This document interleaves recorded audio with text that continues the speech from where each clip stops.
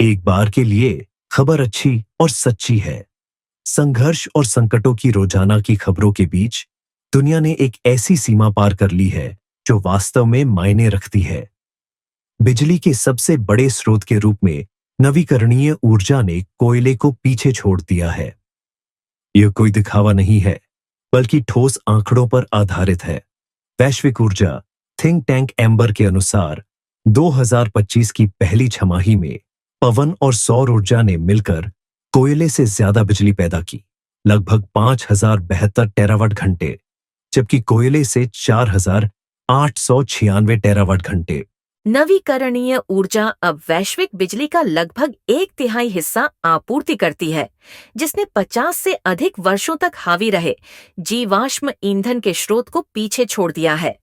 ये कोयले का अंत नहीं है, लेकिन ये इसकी गिरावट की शुरुआत है, और ये बदलाव अर्थव्यवस्थाओं, भू राजनीति और यहाँ तक कि हमारी बिजली के बिल को भी बदल देगा। आइए जाने कैसे। वह संख्याएं जो मायने रखती है। नवीकरणीय ऊर्जा ने कोयले को क्यों पीछे छोड़ा? इसका कारण बहुत सीधा है।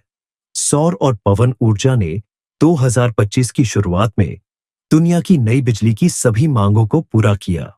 उपभोक्ताओं को जरूरत पड़ने वाली हर अतिरिक्त किलोवाट घंटे की आपूर्ति स्वच्छ स्रोतों से हुई, अधिक कोयला या गैस जलाने से नहीं। अकेले सौर ऊर्जा ने वैश्विक बिजली उत्पादन में वृद्धि का 83% हिस्सा दिया। बाकी अधिकांश वृद्धि पवन ऊर्जा से आई, और ये वृद्धि यूरोप या अमेरिका से नहीं आई। ये वृद्धि आई चीन, भारत और अन्य उभरती अर्थव्यवस्थाओं से, जो अब स्वच्छ ऊर्जा के असली इंजन है। चीन का नवीकरणीय उत्पादन इतनी तेजी से बढ़ा कि बिजली की मांग बढ़ने के बावजूद इसने जीवाश्म ईंधन उत्पादन को 2% तक कम कर दिया। भारत ने भी यही पैटर्न अपनाया, जो है उच्च मांग, अधिक नवीकरणीय ऊर्जा, कम कोयला। इस बीच अमीर दुनिया लड़खड़ा गई। अमेरिका और यूरोपीय संघ के कुछ हिस्सों ने वास्तव में इस साल अधिक कोयला और गैस जलाया, क्योंकि कमजोर नीतियों, कम पवन उत्पादन और धीमी ग्रिड अपग्रेड ने उन्हें पीछे धकेल दिया। विडंबना स्पष्ट है, जो देश कभी विकासशील राष्ट्रों से हरित क्रांति करने को कहते थे, वे अब खुद ही सुस्त पड़ रहे हैं। पाखंड का अंतर। दशकों से पश्चिमी नेताओं ने एशिया के गंदे विकास को दोष देकर अपनी निष्क्रियता को सही ठहराया। वह तर्क अब खत्म हो गया है। विकासशील दुनिया बड़े पैमाने पर स्वच्छ ऊर्जा दौड़ का नेतृत्व कर रही है। चीन निर्विवाद रूप से सबसे आगे है।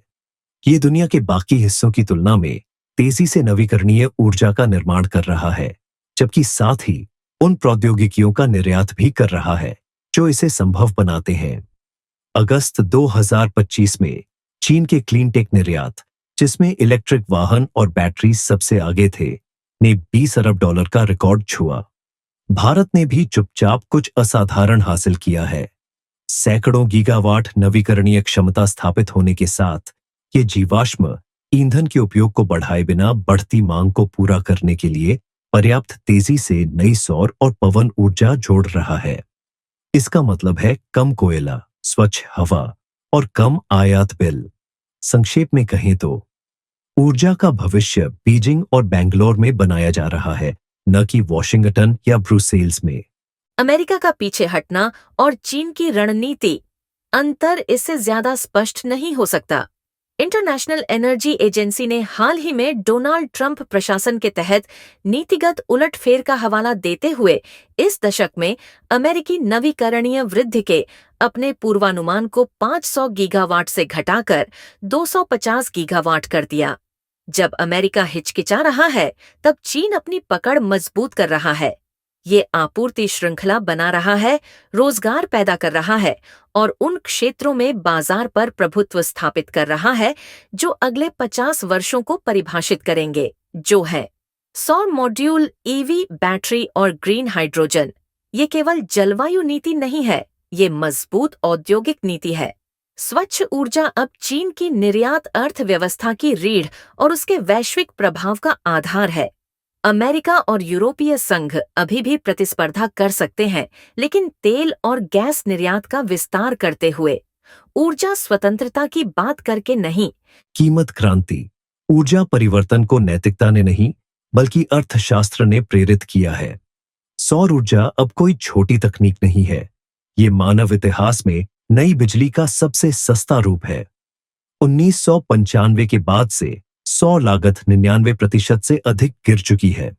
यही कारण है कि निम्न आय वाले देश अब एक ही वर्ष में न्यूनतम सौर उत्पादन से बहु गीगावाट क्षमता तक जा सकते हैं।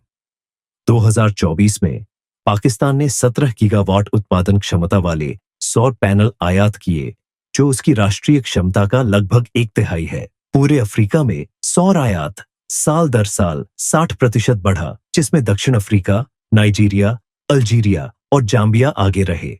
निम्न आय वाले देशों में सभी नए नवीकरणीय उत्पादन का 58% अब सौर ऊर्जा से आता है। कई मामलों में ये ग्रिड बिजली की तुलना में सस्ता और अधिक विश्वसनीय है। ये दान नहीं बल्कि साधारण बाजार तर्क है। तेजी की सीमाएं, लेकिन इस क्रांति की अपनी जटिलताएं हैं। नवीकरणीय ऊर्जा अस्थिर होती है और अधिकांश राष्ट्रीय ग्रिड कोयले और गैस की स्थिर गति के लिए डिजाइन किए गए थे। ट्रांसमिशन लाइनों, बैटरी स्टोरेज और ग्रिड प्रबंधन में बड़े अपग्रेड के बिना देश इस परिवर्तनीय उत्पादन को एकीकृत करने के लिए संघर्ष करेंगे। उदाहरण के लिए, ब्रिटेन में पवन फार्मों को बंद किया जा रहा है क्योंकि ग्रिड उनकी बिजली को दक्षिण तक नहीं ले जा सकता। ये टर्बाइनों की विफलता नहीं है, ये योजना की विफलता है और ये हर जगह हो रहा है। पारिस्थितिक जोखिम भी है। अफगानिस्तान में सौर संचालित सिंचाई के विस्फोट ने खतरनाक दर से भूजल को सूखा दिया है। यदि सरकारें पहले से योजना नहीं बनाती हैं, तो क्लीन टेक यानी स्वच्छ प्रौद्योगिकी एक समस्या को हल करते हुए दूसरी पैदा कर सकती है। बिजली से परे कठिन लड़ाई। ये बात साफ होनी चाहिए कि नवीकरणीय ऊर्जा का कोयले से आगे निकलना सिर्फ बिजली बनाने के मामले में है, न कि ऊर्जा के कुल इस्तेमाल के मामले में। तेल और गैस अभी भी परिवहन, उद्योग और हीटिंग पर हावी है, जो मिलकर वैश्विक उत्सर्जन का बड़ा हिस्सा बनाते हैं। लेकिन बिजली क्षेत्र में प्रगति मायने रखती है क्योंकि ये बाकी सब कुछ संभव बनाती है। स्वच्छ बिजली इलेक्ट्रिक वाहनों को अधिक व्यवहार्य बनाती है, जिससे तेल की मांग कम होती है। ये विद्युतीकृत विनिर्माण और ग्रीन हाइड्रोजन का भी समर्थन करती है। एक बार जब बिजली हरी हो जाती है, तो यदि नीति निर्माता तालमेल बिठाते हैं, तो डोमिनोज जल्दी गिर सकते हैं। वैश्विक शक्ति बदलाव। स्वच्छ ऊर्जा अब केवल एक पर्यावरणीय कहानी नहीं है, ये एक औद्योगिक हथियारों की दौड़ है। जो राष्ट्र क्लीन टेक विनिर्माण को नियंत्रित करेंगे, वे 21वीं सदी की अर्थव्यवस्था की कमान संभालेंगे। चीन पहले से ही वहां है। भारत तेजी से आगे बढ़ रहा है। अमेरिका और यूरोपीय संघ राजनीतिक विचारधारा और आर्थिक वास्तविकता के बीच फंसकर हिचकिचा रहे हैं।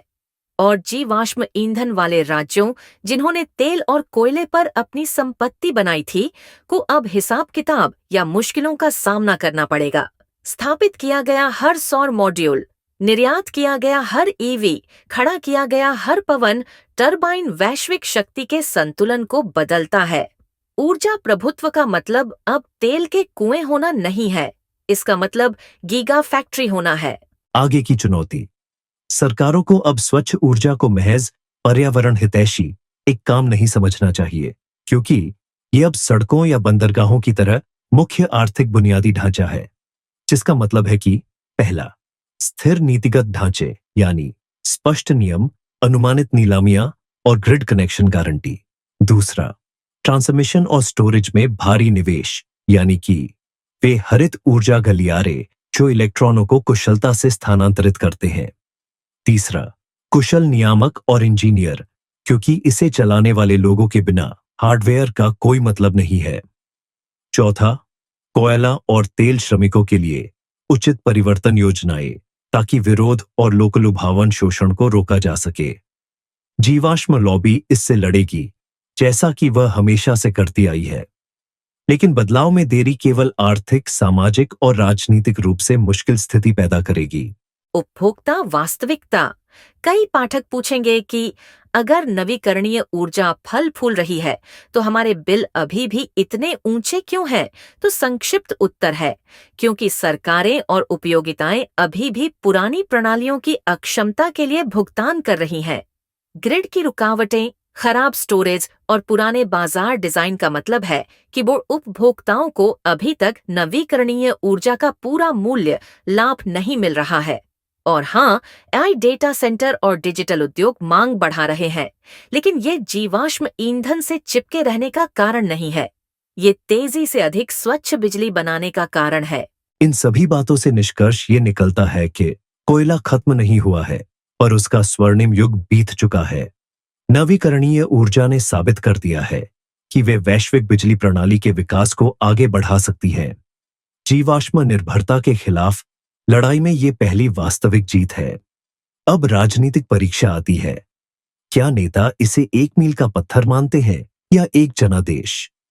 यदि 2025 वह वर्ष है जब नवीकरणीय ऊर्जा ने चुपचाप कोयले को पीछे छोड़ दिया, तो 2026 वर्ष होना चाहिए जब सरकारें बहाने बनाना बंद कर दें, क्योंकि उपकरण, अर्थशास्त्र और प्रौद्योगिकी तैयार है, केवल राजनीति तैयार नहीं है। भविष्य उन लोगों का है जो उसका निर्माण करते हैं, न कि उन लोगों का जो बीते हुए कल की पुरानी चीजों या रूढ़ियों से चिपके रहते हैं।